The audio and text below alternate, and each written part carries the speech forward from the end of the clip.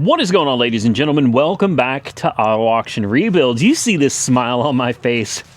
You're probably wondering why I'm smiling so much when the title of the video is, it's a really bad day that just got worse, right? I guess every now and then, I'm sure you guys have been through it, right? Where it's like, things just get so bad to the point where instead of being so upset about it, you just don't care anymore, right? And in fact, sometimes you just start hysterically laughing like, what else? And I just don't care anymore. So let's just get to the meat and potatoes of the video here, okay? So I come out to AAR headquarters today and everything looks good. All the cars are still sitting here and everything is fine and right with the world. And I come over to my shop here and I notice something. Kind of wondering, what is this? So this chair has been sitting out here since I built the shop. I don't know why, but it's been here for, well, how long ago have I built this shop? 4 years? Maybe 5? Very strange that it's sitting right here when it used to sit over there. No big deal. Maybe the wind blew it or something. Hard to say. And then I get to this. I get over here and I see tire tracks on the front of my shop and bent panels. How exactly do you get tire tracks on my shop? And then we get to a bunch of dents, wrinkles, ripples, red scraping, red paint, right? A little more over here too. Yeah, just for good measure, a little extra, just for the top there. More scraping over here. I'm just like, interesting. So there's the road. Let's take a quick walk down the road just so you can get a pretty clear idea of how far away the road is from my shop. That is at least, good God, that's got to be 20 feet, 25, maybe 30. 7, 8, 9, 10, 11, 12, 13, 14, 15, 16, 17, 18, 19. Okay, so we're at least 20 feet from the road. And I'm just looking, I'm like, where? I don't even see skid marks. Can somebody please explain to me how you run into a building like this from the street? And I come down here and I noticed this. I thought, this is a little strange. We've got skid marks in my grass. Interesting. Where did that come from? And then I'm noticing there's a shop over here. And there's a red two-wheeler in it with a smashed front end. Now, you guys aren't going to be able to see it, but yeah, I do believe we may have figured out what happened here. Perfect. Absolutely perfect. So the next question is, immediately, do we have any structural damage to the shop? I'll be the first to admit, I don't build buildings, all right? So I'm not one to say one way or the other. I'll say it is my opinion, as someone that is not a professional at building anything, I don't think there's any structural damage to the shop. The shop does have a couple dings in it here and there. It's got a little wrinkle here. I don't know why that's there. It's not from the accident. It's been there. I don't know how. There's a couple little spots over here where over the years it's been bumped into by a lawnmower. And of course, right here, this is another one. My neighbor used to do my lawn for me. I paid him every couple weeks to do the lawn. And he actually ran into this all down here with his riding mower. So, that stuff's there. And honestly, that stuff's to be expected. It's a metal shop. This isn't like, a luxurious barn dominium or a beautiful house. Just a metal building. Things happen. Not the end of the world. But I'll be the first to admit, like, that really pisses me off. That really, that's not a little scrape or a little dent or something. That's like the whole front of my shop over here is caved in.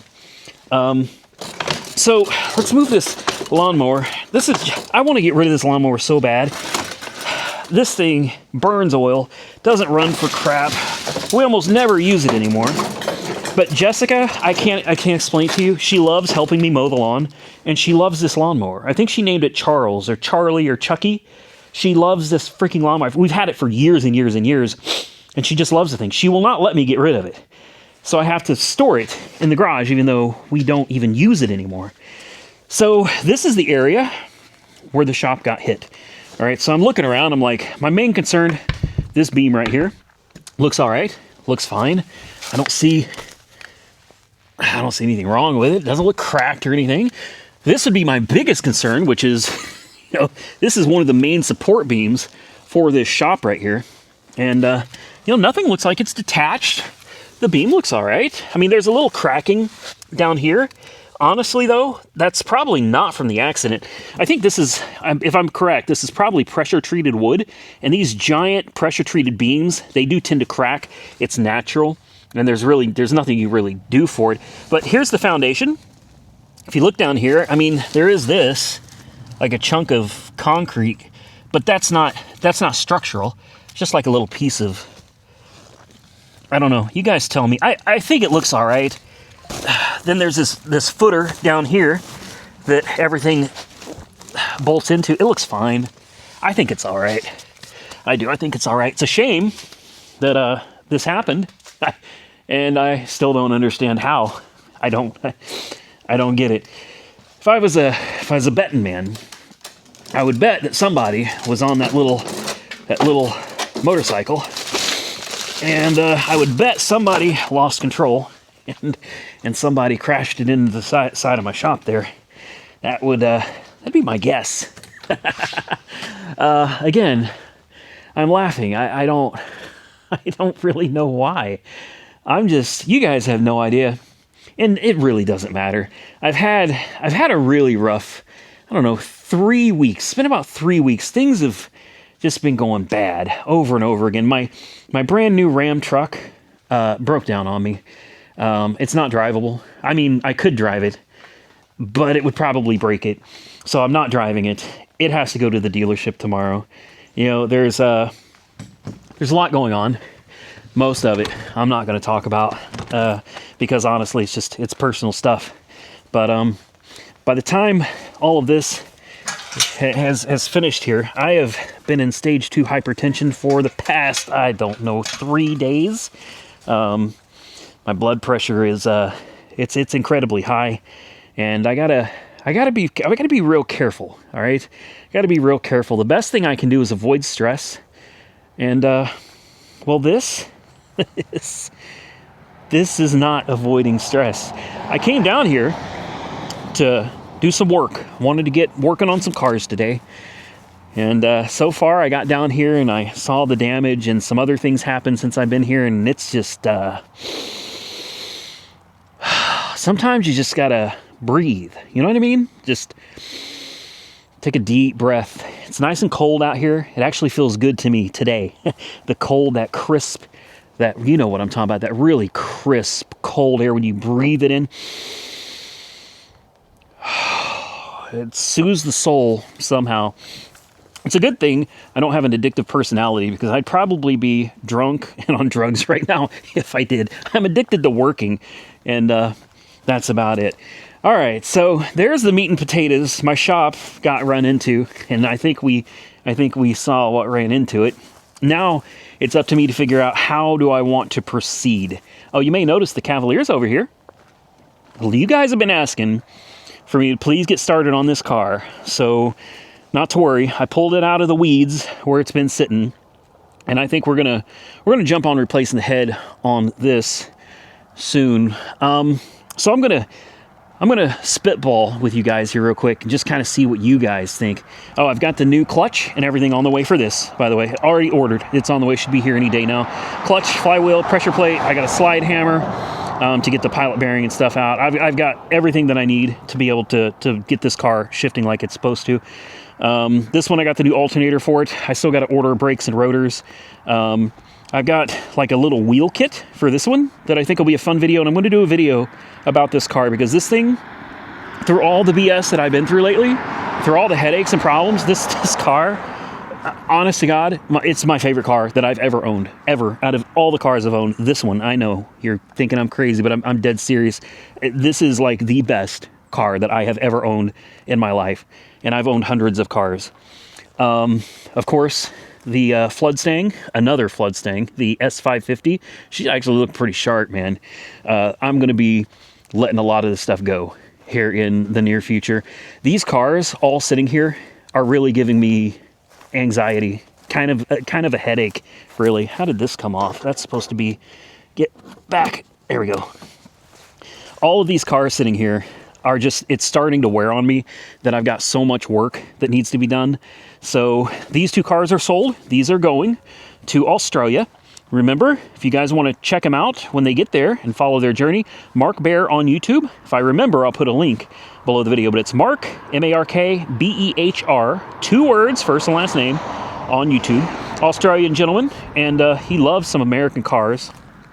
This one, you guys just saw the video. We just got this car back to running and driving condition.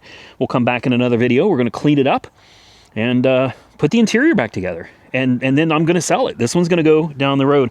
For the most part, I think the majority of my cars that I'm going to let go, I think I'm going to wait just a little bit longer so that we get closer to tax time. I am really looking to get people that, people will have money come tax time. People will be looking to buy cars. And I think these cars are just going to do a little bit better when people have more money in their bank accounts. So the goal is I would like to keep none of those. I am keeping that one. I would like to keep this one. The Cobra is probably on the chopping block. I'll be honest with you guys. I can't justify keeping both of these cars. I would love to, but it just doesn't make any sense to me to keep 2 of basically the same car. And if I have to pick one, I just love this one more. I love the color. I love the stripes. I love that it's all souped up like this one. And this one's just so original, which is why I love it. It's so original. Such a nice running, it's a great car. But personally, this is the one that I'd probably keep.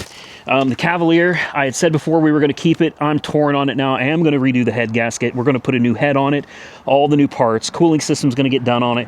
Lifters, everything going to get done on this car. And probably end up sending this one down the road. I hate that though, man. I do, because this car actually has some sentimental value to me. Even though it is not the same car, I got a lot of memories in a car that was exactly like this. Like, it takes me back to my childhood in a way. I don't know. Maybe I won't sell it, but I'll probably let it go. This one already went to Monkey Wrench Mike. Of course, you guys know the Saab belongs to Nick now. And then we've got this car that I've got to replace a heater hose on, the G35. And then hopefully that one's good. This one also went to Monkey Wrench Mike. And this is a big one. I've actually been getting a lot of emails about this car. People asking, like, how much do you want for it? And I'm not done with this car just yet. I'm going to replace the headlights. I will keep the original headlights in the trunk with it. This one has nothing wrong with it, but I just don't feel right replacing one and not replacing the other. I want them to match. So I've got a pair of brand new headlights for this. And this one, we got to replace it because it's full of water and it's cracked right there. That's where the water is getting in. So we're going to replace both the headlights. We're going to put, I got the factory OEM stickers. We're going to clean all this up and we will put new number 8 stickers on it. Aside from that, I think I might send it down for window tint. The tint back here is just horrible and it's striped. The tint itself is actually striped, which is really weird. I don't think there's any window, oh, it's locked. I don't think there's any window tint on the rest of the car. And back here, it's already peeling and bubbling. So I'll probably send this down and get a nice legal tint job put on it. And then I got to decide if I want to get rid of it. I really wanted to keep this one. And I know that Nick also really wants this car. If I'm going to sell it, I think I could let it go for 13 and I'd be okay with that.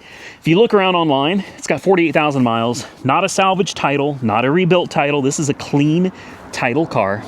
All right.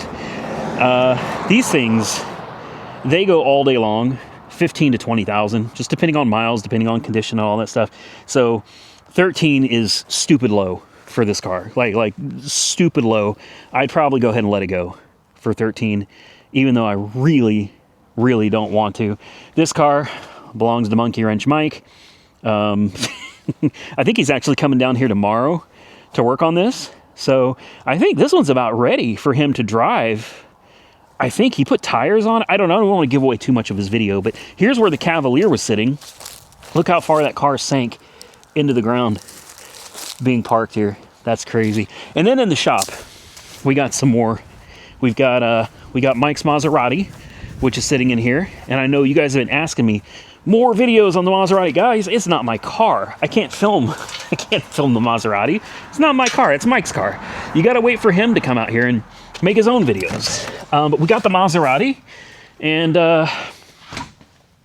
not much. I can't report anything else on. I just got to leave that for him. But there it is, the Maserati. And of course, we got the 57 Chevy. And I dented the hood. I'm really upset with myself. I was looking for the. Great, I don't see it. Where did it go? Anyway, I dented my hood without realizing it. Right here, you guys see that? You see this perfect circle right here? You know what that's from? I had a nice radiator cap, billet aluminum. It was real thick, real big, beautiful cap from Cold Case. I thought that it fit just fine, and it didn't. So I've been slamming the hood over and over again while I've been working on it, and it's now put a dent up there in the hood. Yeah, it's now dented. So I had to go to this ugly cap because the ugly cap fits. Here's what I found. Let me put this hood down for you. You see how the hood closes now? I'm still not perfectly happy with the gap. If you notice, it sticks up too far here, but it will go down. It's just, I think there's some adjustment that needs to be done. Hinges, things need to be adjusted a little bit. You can push this down and it looks a little better, but at the end of the day, it's not perfect, but that's okay. I mean, when you step back and I'm literally standing 3 feet in front of the car, it looks great, man. And the dent, you guys probably can't even see it. The thing is, though, I know it's there. You know what I mean? I know the dent's there, and it's pissing me off. I'm actually considering sending this down to Rick over he's at That Body Shop channel. He's got my Plymouth Chrysler Prowler right now. He's doing a complete custom paint job on that car. So stay tuned for videos of the Prowler. Go check out Rick over at That Body Shop channel. He's a brand new YouTuber, and I literally handed him the keys to my Prowler after hitting a deer, and I said, go ham with it. Do whatever you want. Customize it however you want. Just make some video content. So I'm promoting him. We agreed on a price, and that should be coming up very soon. So I'm thinking about sending this to him. This paint job is about 30 years old. There are a few cracks in the paint. It's hard to see. On camera, it comes out so good. And I mean, it's good in person. I don't want to make it sound bad. It's not. But it's an old paint job. You see that? You see that right there? All right. And then it goes away. But there are some spots, and there's some places that have been, air quote, repaired. Yeah, right there. You know, and chipped right here. So it's not perfect. Look, you got a little bit of cracking going on up here too. It's so small. Like, I don't need to repaint the car, is what I'm trying to say. It's a 30-year-old paint job. It's not like the paint's going to fly off of the car. It's just, I put so much work into this, and I've got so much time and cash put into this car. I feel like the paint job is failing the car at this point. A fresh paint job, and the idea is to make it the same red, maybe a flame red. I don't know. It needs to be a beautiful red. And you guys tell me what you think. I was thinking of going with a ivory white top. That was the idea. An ivory white top with the rest red. Or would you guys say we need to just leave the whole car red like it is? I don't know. I'm going to have to talk to Rick, and we're going to have to see what his price is going to be on it. I know it's a big job, and a professional paint job on a car like this is not cheap. I understand that. But at the same time, I do have a budget. You know, unfortunately, I am still limited by money. You know what I mean? I don't have unlimited funds to do whatever I want. So it's really just going to come down to what kind of a deal him and I can work out on this car. If it'd be cheaper, we can leave the top red. You know, honestly, I like the red. I'm not sure how it would look with the white top, but I know for sure that I love the red. So I guess my next question is to you guys, What would you do in my situation about this damage to my shop? Because there's a few different things you could do here. I don't know for a fact that my neighbor crashed into my shop. I mean, the evidence is circumstantial. It's a red motorcycle that's crashed. The building looks like it was a red motorcycle or red four-wheeler that crashed into my shop. It could definitely be the neighbor. Is this a thing of, should I call the insurance company and just let my insurance handle it? I mean, the building's insured. Of course, if I do that, they're probably going to increase my premiums, right? I would imagine so. Do I pay out of pocket and just fix it myself? Do I leave the damage as it is? Do I confront the neighbor? I don't know. You know, here's the thing. The last thing you really want to do is piss off your neighbors. It's a small town. You know, I don't know what happened, and I don't know that the neighbor ran into it. I'm speculating because I'm looking and I see a crashed little motorbike, and then I'm looking at a crashed building, and it's like 1 and 1 might equal 2. I don't know. You know, it could cause a lot of problems with the neighbors. At the same time, you also don't want to just sit back and do nothing. So, I don't know. I'm torn on what to do. It's been a really, really rough 3 weeks for me, and I'm getting through it. And but also, it's really important that I really try to focus on my health and starting to take a little bit better care of my heart there before my heart decides it doesn't want to take care of me anymore. So I've got a lot of stuff going on. I got a 66 Impala, yet another problem I'm contending with. I paid a company $1,300 to pick it up in Florida for me, and they didn't pick it up. And now Copart is charging me daily for the storage fees. And now I'm trying to figure out what I'm going to do to get my car back up here. Monkey Wrench Mike and I are talking about potentially flying out there, just crossing our fingers and hoping that we can get the car running and then do a road trip back to Oklahoma from Florida in a car that we've never seen before, that hasn't run in like a decade. Sounds like a Vice Grip Garage kind of thing, but I think it's going to be expensive. You know, hotels, food, going to have to rent a car while we're there. We're going to have to buy tools and buy parts. And I got a feeling it's going to be a very expensive trip, but if they don't pick up my car, I'm going to have to go down there and get it. I would have taken my truck and trailer to go get it, but my truck broke down. So now I don't have a truck. So, and if we can't get the car running, I guess we rent a U-Haul and rent a trailer and then pay ridiculous money for gas. Probably costs like $2,000, $3,000 to get that thing from Florida up here if we did it with a U-Haul. So that's that's today. This stuff that's going on today. I hope you guys are having a better day than me. I don't know what to do anymore other than just shrug my shoulders and say, it's whatever, man. At this point, I'm getting to where I just don't even care anymore.